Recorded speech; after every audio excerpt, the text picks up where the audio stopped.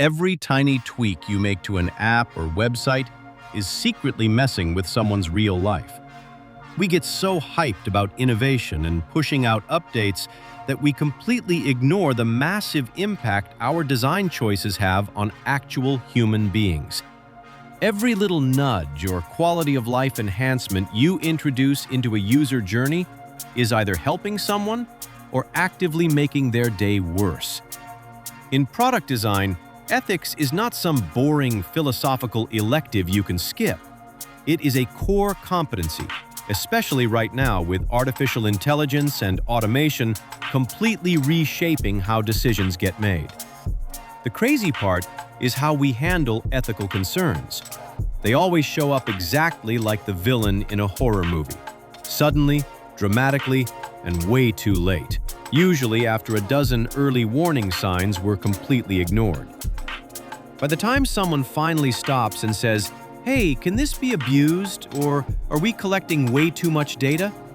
it is already too late. The team is staring down a massive deadline. The money is already spent, and the psychological momentum of the build makes everyone just want to push it live anyway.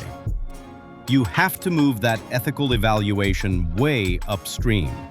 You need to embed it into your discovery phase and your design critiques, not as a gatekeeper trying to ruin the fun, but as a compass. And you can do this without destroying your team's velocity.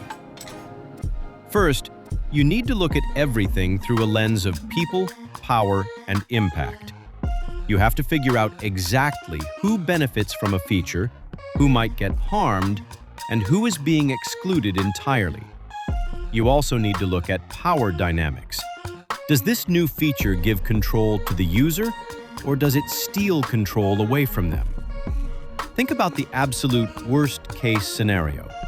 A personalization feature that helps users discover relevant content sounds amazing until you realize it is just narrowing their worldview and trapping them in a bubble. Second, you have to run the time horizon test.